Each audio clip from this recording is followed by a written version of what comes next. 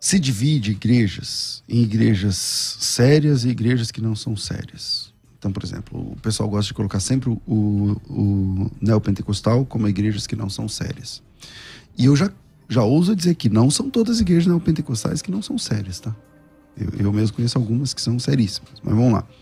E aí eles dizem o seguinte, aí os pastores da ala da igreja antiga, eles ficam falando, esse pessoal só fica falando do dinheiro. Só que os líderes das igrejas sérias ganham muito mais que os outros. Os pastores de igrejas, tipo do pastor Elias, de nomes das Assembleias de Deus, eles recebem no aniversário deles, meu amigo. No aniversário deles, são centenas de milhares de reais. São centenas de milhares de reais. É pornográfico o número. Você tá entendendo? Só que eles são da igreja séria. Na minha não tem isso, não. Na sua tem. Lá na Assembleia de Deus de Ipiranga tem. Eu nunca vi isso. É porque você não dirige igreja. Mas no aniversário do pastor presidente, esses números aí. Entende? Então veja. O que é ser sério, então, nesse mundo? Entendeu? O que causa mais escândalo? Então não é somente a regra da igreja ou o estatuto da igreja. É o comportamento e a forma antibíblica como as pessoas se comportam também. Eu já, por exemplo, rapidinho, já que o pastor César fez citação da minha denominação, o pastor Alfredo Requidal, quando ele ganhava um carro, o que ele fazia? Ele vendia e entregava para as instituições. Mas ele morreu. Mas eu estou tendo ele como modelo. Isso é verdade. Quanto ao meu pastor presidente, eu nunca vi isso. Nunca vi, já participei de aniversários dele. E eu, por exemplo, a gente dá presente, mas voluntariamente, né? Agora, por exemplo, tem denominações, como ele realmente disse, em que as pessoas, os de campo, são obrigados a levar o envelope, uma cota. Se tornou um sistema piramidal que quem está acima senta num trono como um monarca, né? E fica ali fazendo esses jogos de poder, né? Utilizando essas doutrinas de honra ao líder, de lealdade. Eu queria tratar isso aí depois do Bom, esses desigrejados, então, decepcionados com a liderança, como é que a gente faz com esse pessoal? Vamos lá. Ele está decepcionado com a liderança, saiu e agora está traumatizado. Eu acho que uma coisa importante, né? A gente tem duas questões aí, né, pastor César? Existe uma crise profunda de liderança no Brasil. Até tem um assunto que eu estava conversando aqui em off com o pastor César. Existe um livro chamado Lealdade e Deslealdade, hoje no Brasil, que é um dos livros mais populares hoje, dentre os evangélicos. Milhares de igrejas organizam seminários para implantar o ensinamento desse livro nas igrejas. É um livro diabólico. É um manual de seita. Ele já foi indicado por vários figurões aí do meio gospel, né? Porque é um livro que ensina o seguinte: a autoridade da igreja tem que ser obedecida de modo absoluto. Qualquer pessoa que não obedece de modo absoluto à liderança da igreja deve ser tratado como desleal e deve ser expulso do rebanho por deslealdade. Essa é, resumindo, a doutrina do livro. Então, essas práticas hoje têm se popularizado. Essa questão da lealdade. Tem que obedecer cegamente qualquer ditame da igreja. Qualquer ditame da liderança. Às vezes tem liderança que ele tem uma liderança espúria, né? Sim. Então, agora tem aquela liderança que é uma liderança séria. Nesse caso, lideranças... Lembra do Diótrefes, lá da Epístola de João, né? Qual que é o pecado do Diótrefes? Ele queria exercer primazia. Ou seja, ele queria que o corpo ali fosse para o seu bel prazer, para o seu deleite, para o seu privilégio. E não apenas isso. O pecado do Diótrefes, ele também bloqueava os irmãos a ter acesso às cartas apostólicas. Então, tipo assim, ele fala assim, o apóstolo João, não lembro de que faz tempo que não leio esse texto, mas ele fala assim, tem aí o Diótrefes que ele não nos recebe. Ele não nos recebe, porque ele é líder na igreja, ele quer ter primazia, e ele bloqueava o acesso dos próprios apóstolos. Sim, ele queria ser a única fonte. É dono da igreja. Dono da igreja. Exatamente. E tem isso hoje também. Tudo que tem hoje já tinha na igreja primitiva. Pastor César, uma coisa que eu sempre repito, assim, né? Igreja que tem dono não é igreja, é outra coisa. A gente chama de igreja, mas igreja que tem dono... For Jesus, né? Não. É a minha igreja. Eu me refiro dono humano, né? Gente, homem, né? Comedor de feijão com arroz. Igreja que tem homem que come arroz com feijão, que vai no banheiro né, que fica doente e morre, como dono, pode ter nome de igreja, mas não é igreja, é outra coisa. Então, mas o que eu tinha falado no bloco anterior é que, assim, as pessoas falam assim, a igreja fica falando mal da igreja porque a igreja tem a parede preta. Falando mal da igreja porque a igreja é churche. Não é por aí que se mede a seriedade, cara. Não é por aí que se mede a seriedade. Por quê? São coisas secundárias. Por quê? Porque tem grandes nomes da igreja séria que é tipo um coronel. A igreja brasileira tem coronéis. E esses coronéis, eles estão incrustados na ala chamada séria da igreja. Entendeu? Verdadeiros papas, verdadeiros coronéis. Você já viu esses caras pedindo perdão? Já cometeram injustiça com alguém? Já. Cometeram já comigo, já cometeram com outros. Já viram alguém chegar e falar assim, meu irmão, me perdoa, me desculpa, não sei o quê. Não, então esses caras são inerrantes, esses caras são milionários, multimilionários. Como é que você explica um cara que é pastor de uma igreja Assembleia de Deus, que tem uma casa aqui, outra nos Estados Unidos, outra na Austrália, outra não sei o que lá. Sendo que ele nem tem segundo grau completo. É um monarca, né? É um papa da então Idade Média. É um presidente de uma multinacional. Você tá entendendo? Então, a gente tem que pensar fora da caixa. Entendeu? Pensar fora da caixa. Tem desigrejado que eu tiro meu chapéu. Pastor, saí porque não concordo, estou procurando uma igreja e faz 2 anos esse processo. Aí eu deixo meu conselho. Ore, comece a visitar igrejas de verdade. Porque se você ficar em casa esperando cair do céu, o anjo não vai lá e falar, sua igreja próxima é essa aqui. Não vai. Então vai congregar, faça o circuito dentro da igreja. Pesquisa, né, pastor César? Participe de meia dúzia de cultos daquela igreja, ora. E saiba, você nunca vai achar uma igreja perfeita. Se você achar uma igreja perfeitinha, sabe, branquinha, pequenininha, não entra nela, não entra nela. Não, se você entrar, estraga tudo. O dia que você entrar e falar, eu quero ser membro, aí estragou. Estragou a igreja. Entendeu? Então, não tem igreja perfeita e vai visitar, ora, e Deus vai te apresentar um lugar. Pastor Tiago, o que seria uma igreja séria hoje? Porque nós temos aí milhares de denominações, inclusive aquela liderança que às vezes não concorda com a liderança, ele abre a igreja para ele poder... Sim.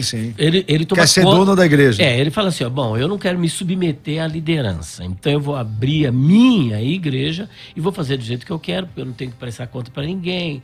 Aí ele vai pecar, ele vai assediar, ele vai fazer e acontecer. Hoje temos muitas igrejas assim. O que seria uma igreja séria? Onde a pessoa realmente vai crescer, vai estar num passo... Porque, assim, o pastor que deixa de assumir, de exercer 2 funções principais de um pastor, prover e proteger, ele se torna uma ameaça para o rebanho. Porque ao invés de ser o protetor e o provisor, ele se torna um predador, como é denunciado ali em Ezequiel, capítulo de número 34. Então, como é que o senhor vê essa questão de uma igreja séria? Um conselho é para o desigrejado. Procura uma igreja séria. Como que é essa igreja? Eu começaria da seguinte forma: uma igreja que tem um vínculo com alguma tradição teológica respeitável. Não importa se é uma igreja pentecostal, se é uma igreja reformada, mas algum vínculo com uma tradição teológica respeitável. A pessoa tem que verificar se as bases teológicas da igreja são realmente os mestres do cristianismo ou se são os devaneios do seu guru, do seu dono.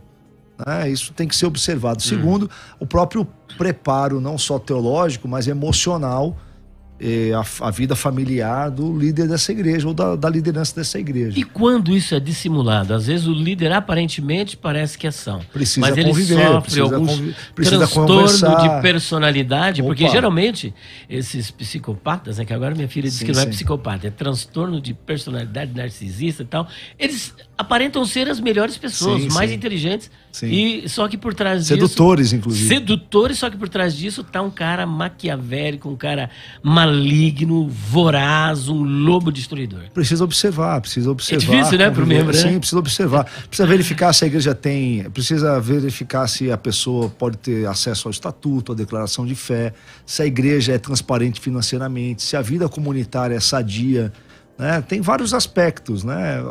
A coisa mais importante é a pessoa não entrar na igreja completamente desarmada, no sentido assim: alecrim dourado, né? Acha que entrou na igreja, entrou num pedacinho do céu. Não pode ser assim. A pessoa tem que entrar como adulto, observando, e à medida que encontrar ali um local para confiar, se tornar membro. Pastor César, na sua opinião? Eu só tenho essa ressalva de que se você procurar perfeição, só tem uma igreja perfeita, que é a Assembleia dos justos lá, incorruptíveis, que é a igreja invisível de Cristo. E essa é sem mancha, sem ruga, porque lá em Apocalipse capítulo 19 diz que a igreja se preparou e as vestes brancas são as justiças dos santos. Então é esse pessoal que vai participar das bodas do Cordeiro, é a igreja perfeita. Mas enquanto esse dia não chega, enquanto a última trombeta não toca, enquanto esse dia não vem, a gente tem de trabalhar aqui embaixo mesmo, com irmãos que amam a Deus, mas que falham, como nós também, porque nós também falhamos. Nós também falhamos.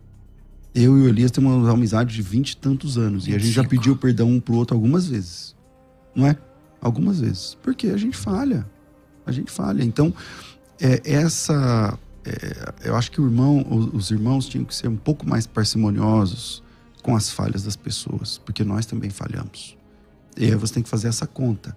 Será que eu estou num grupo que a falha é a regra? Então você procura uma igreja séria, uma igreja de verdade, onde as pessoas falham e se acertam. Porque essa é a ideia da igreja. Quando Jesus disse, quando tiver 2 ou 3 que eu citei aqui, que é num contexto de igreja, é justamente uma falha de um irmão. Ele está dizendo, como é que a gente trata a falha de um irmão? A gente trata a falha de um irmão assim, ó. Você vai até ele, conversa, depois não conseguiu, chama mais pessoas, conversa, depois não conseguiu, conversa com a igreja, tenta resolver, depois não conseguiu, então tá bom, então ele não é mais irmão. Agora, trata ele como gentil, como um cara que não é irmão. Ele tá fora da igreja. Então o contexto que os desigrejados gostam de falar 2 ou 3, Jesus está dizendo, esse cara tá fora desse povo. Beleza? Agora, se diferente disso, é só ficar achando defeito nas coisas. Então eu vou achar defeito na sua igreja. Você vai achar defeito na minha igreja. Eu vou achar defeito na igreja do Elias, ele vai achar defeito na nossa igreja. Agora, esses defeitos são contornáveis? A gente está disposto a falar, não, vamos agir como irmãos e vamos tocar para frente. Porque ficar só falando mal, só adoece, dá mau testemunho. Então, meu conselho é esse, que você procure uma igreja, vai congregar, vai ter defeito, vai, e o que você faz? Supera, igual você supera os seus próprios defeitos. Muito bem, nós temos aqui acho que uma última pergunta, que já estamos caminhando para o final, depois 4 minutos para considerações finais dos abençoados debatedores. A paz do Senhor, irmãos. Sobre o que o pastor acabou de falar aí, creio que é o pastor César, né? Que o irmão que não tem o dinheiro para comparecer ao debate, se fosse de uma igreja, a igreja pagaria a passagem dele. Que igreja faz isso? A minha. Ele tá perguntando. Aí ele completa. Nossa igreja faz isso. Veja só, Elias, a nossa igreja não é uma igreja perfeita, mas eu perdi a conta de quantos carros, motos nós demos para irmãos da igreja que tiveram moto roubado, carro roubado, irmãos que estavam perdendo a casa e nós fomos lá e quitamos a casa, irmãos que estavam no terreno, compramos o terreno. Isso é uma igreja. Isso é uma igreja. Eu, por exemplo, não sou assalariado da igreja. A igreja não paga minha passagem. Mas, então, a igreja não paga minha passagem para eu estar aqui nesse debate. Eu não ganho dinheiro da igreja. Porque eu não sou. Mas não sou contra ganhar também, não. Eu acho que, como eu não tenho tempo integral na igreja, eu não acho certo a igreja não pagar um salário. Então eu não tenho o salário da igreja. Eu sirvo por amor. Porém, se esse recado fosse para mim, o senhor tem que ir lá para China, para Conchinchina, para participar de um debate, para defender a fé, e eu não tenho dinheiro. Aí minha igreja paga. A minha igreja paga. E aí, pastor? Eu concordo com isso. No meu caso, por exemplo, eu lembro de nós já fizemos assim vários esforços em conjunto. A nossa igreja lá em Santos é uma igreja que é recente, né? Ela tem poucos anos, mas nós já fizemos algumas vezes esforços em conjunto para enviar irmãos para alguma missão, para algum trabalho. E isso é a coisa mais normal do mundo, né? Não vejo por que esse irmão... Então, mas ele não é só dinheiro que ele não vai ter. Uma comunidade, né? Não é só dinheiro. Uma porque dinheiro é a coisa mais barata que a comunidade oferece, é dinheiro. Mas ali você tem companheirismo, você tem conselho, você tem oração, você tem alguém para se abrir, você tem comunhão, isso não tem preço, cara. Isso não tem preço. E a comunidade da fé oferece justamente essa... A comunidade da fé é terapêutica. Igrejas saudáveis curam. Exatamente. Muito bem, nós estamos aí caminhando para o final e só concluindo, não é pecado, não é proibido um pastor ter salário. Isso é bíblico. Não, eu me coloquei a favor, exatamente. É bíblico o pastor ter o seu salário. Agora, o que está sendo discutido aqui é esses exageros, né? Eu já cheguei a ouvir um pastor, eu ganhava em tal lugar 42 salários, aqui estou ganhando 25, mas eu vou voltar a ganhar os meus 42. E não é nada, tá, Elias? Isso não é nada. Não é nada ainda, né? Não é Meu nada. Deus. Então, existem os exageros, existem os exploradores da fé, e eles vão prestar conta diante de Deus, exato. em nome de Jesus. É que Amém. aqui eles estão Amém. incólumes, mas diante de Deus vão ter que responder pela exploração da igreja, né? Bom, nós temos aqui ainda áudios? Vamos lá, então. Mais um áudio. O problema, pastores, que a igreja não deveria ser de ninguém.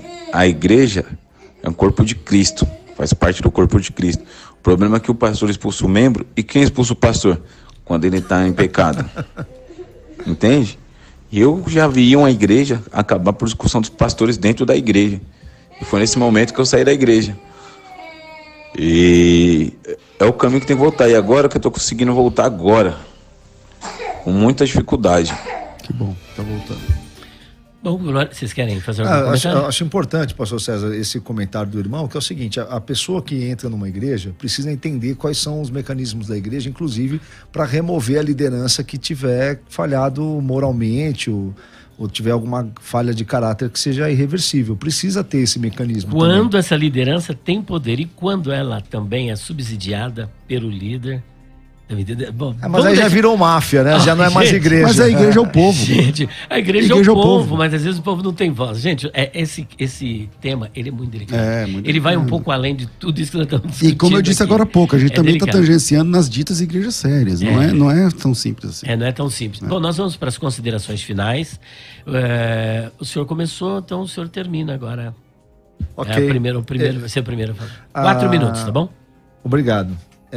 Uma coisa que é interessante é o seguinte: quando surgiu esse tema dos desigrejados, foi mais ou menos em 2010, por conta do censo do IBGE, que identificou que haviam mais ou menos 10% dos evangélicos eram considerados Sem denominação. sem denominação, né? Esse número tem aumentado, assim como tem aumentado o número daqueles que se declaram agora sem religião, né?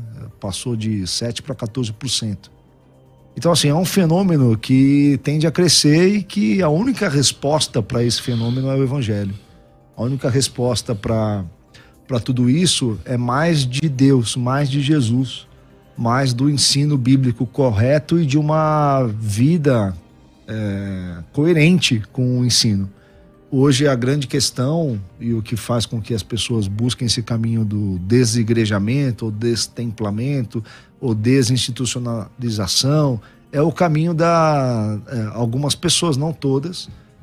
Existem sim os apóstatas, aqueles que não estão conosco porque não eram dos nossos, mas tem muita gente que fica à deriva porque não consegue conviver com um ambiente onde ela enxerga a incoerência, tanto no testemunho pessoal dos líderes da instituição, quanto na eficácia do ensinamento. Então isso fica, para nós, é importante, por quê? Porque essas estatísticas crescentes, amanhã podem estar incluindo os nossos filhos ou os nossos netos. Então é urgente e é para hoje, é para agora que todo cristão, todo evangélico maduro, que conhece a Bíblia, que tem anos de igreja, se engaje em fazer com que a igreja melhore. Não dá mais para a gente ter uma legião de pessoas dentro da igreja, gente crente há anos, letárgica e, desistindo. A igreja precisa da nossa luta, ela precisa do nosso engajamento, precisa do nosso envolvimento, não só nos seus programas, não só nas suas estratégias de crescimento, não só na implantação da sua visão ministerial, mas na busca da depuração do seu ensino, das suas estruturas, enfim. Ainda tem 1 minuto e 40. Ah, é meu ainda? Então, vamos lá. Então, eu acredito muito nisso, pastor César, pastor Elias. Eu acredito que a igreja é uma resposta para a sociedade, é um mecanismo divino de aperfeiçoamento da nossa humanidade. A igreja tem aí incontáveis serviços legados à humanidade ao longo dos séculos, no seu aspecto institucional. A igreja ensinou a humanidade a ser mais humana em muitos aspectos, né? Orfanatos, hospitais, creches, asilos, né? São uma numerosa quantidade de instituições que são derivadas da igreja cristã. Então nós não podemos desistir da igreja, não podemos desistir disso que Jesus nos deu, né? É lógico que ficar preso só no campo da idealização é sempre um problema, porque a idealização não faz parte da realidade, né? A idealização está no campo da utopia, está no campo da ideia. A realidade, às vezes, é diferente da idealização. Nem sempre a igreja real é próxima da igreja ideal. Assim como eu também não sou, na minha realidade, aquilo que eu idealizo ser. Agora, nós precisamos entender que existe muita coisa para mudar, que precisa ser mudado, e há muita gente que hoje, infelizmente, não encontra na igreja um porto seguro porque viu todos esses problemas. Vamos nos unir, vamos lutar, vamos trabalhar, vamos prosseguir com misericórdia, com paixão, com compreensão, mas com fé, com luta, com força e com convicção. E é o que Jesus disse, né? É mister que haja escândalo, mas ai daquele por quem vier o escândalo. É só tomando a oportunidade. O senhor é de confissão reformada calvinista? Eu me considero reformado carismático. Eu tenho um pé no pentecostalismo e um pé na teologia reformada. Que eu vi uma ênfase sempre de uma passagem lá de João, né? Estavam conosco, mas não era dos nossos. Pastor César, considerações finais, 4 minutos. Esse tema é um tipo de assunto que eu não gosto de falar, porque é ficar falando das pessoas, né? É horrível falar das pessoas, né? Falar do comportamento das pessoas, falar de... eu sei que às vezes tem que falar. Não fujo, não, da raia, mas é difícil falar de pessoas, né? Não é fácil. E a nossa comunidade é uma comunidade pequena e a gente luta para ser relevante. A gente está falando isso... Hoje é a quarta, né? A gente está falando isso numa quarta-feira, para quem está assistindo depois, onde na quinta, amanhã à noite, a gente sai com mais uma expedição. Nós estamos falando de mais ou menos um ônibus e alguns carros, cheio de crente, que vai ficar quinta noite, sexta, sábado e domingo no campo missionário, no lugar que tem o pior IDH aqui no Brasil, que é aqui no Vale do Ribeira. Cidades como Itaoca, Itaí, eu não sei o nome das cidades todas ali, que a nossa igreja sozinha, só a gente vai lá, no culto de domingo a gente levantou mais umas 50 cestas básicas, né? E a gente vai, tipo, amanhã sai esse grupo, meu filho vai, o pessoal da igreja vai, o pessoal missionário lá vai. E esse tipo de trabalho só é possível numa igreja. Não dá para fazer sozinho. Só se você for o Silvio Santos. Você tá entendendo? Só se você for o Antônio Hermínio de Moraes. Aí você pega 10 ônibus e leva Mas quem são as pessoas que vão dentro desses ônibus? Elon Musk. Não, mas quem são as pessoas que vão dentro desse ônibus? Entendeu? O que a gente vai fazer? A gente vai levar roupa, a gente vai levar... Os caras lá moram em casas feitas de caixa de leite longa-vida. Então a gente chega lá, leva roupa. Eu fui. Aliás, esse irmão que eu dirige de trabalho, eu consagrei ele lá. Eu fui lá no campo consagrar ele como missionário. Entende? Então, que era para ser o papel do governo. Também. E essas pessoas estão desassistidas então, Estado. Esse tipo de trabalho só faz sentido numa comunidade. Entendeu? Não tem como você fazer isso aí sozinho. Quem dirige o ônibus, quem leva a comida, quem paga tudo isso, quem banca esse... Quem mobiliza. Nós estamos falando de, sei lá, algumas dezenas de milhares de reais que a gente vai investir agora, amanhã. Entendeu? Algumas dezenas de milhares de reais. Então, inclusive, eu vou aproveitar aqui, quem quiser doar uma cesta básica para ser entregue lá, eu vou dar o WhatsApp aqui do nosso missionário, o nome dele é Ferreira. O WhatsApp é 019, que é a nossa igreja em Campinas. Então, 019 99652 8044. 99652 8044. Às vezes uma igreja que tá tá ouvindo a gente, fala, pô, eu quero me envolver, vou dar quinhentão aí para ajudar, vou dar trezentão para ajudar, vou dar cincão. Como é que ele chama, pastor César? Ferreira. É José Apolinário, mas a gente chama ele de Ferreira. É 019 99652 8044. 99652 8044. 019 99652 8044. Se você quiser doar alguma coisa, roupa, dinheiro para ajudar nos custos, a gente leva a nossa comida, chega lá, é uma escola, a diretora da escola recebe a gente se hospeda num colégio, fica dormindo lá na sala de aula, o pessoal da cozinha vai para a cozinha do colégio fazer comida, depois o pessoal da limpeza da igreja limpa, só a nossa igreja. Então, a nossa igreja é pequena para fazer um negócio desse, mas só dá para fazer isso em comunidade. Então, fica a dica, procura uma igreja séria, procura uma igreja que luta para andar biblicamente. Vai ter erro lá dentro? Vai. E você vai agir como? Vai agir biblicamente também, diante do erro.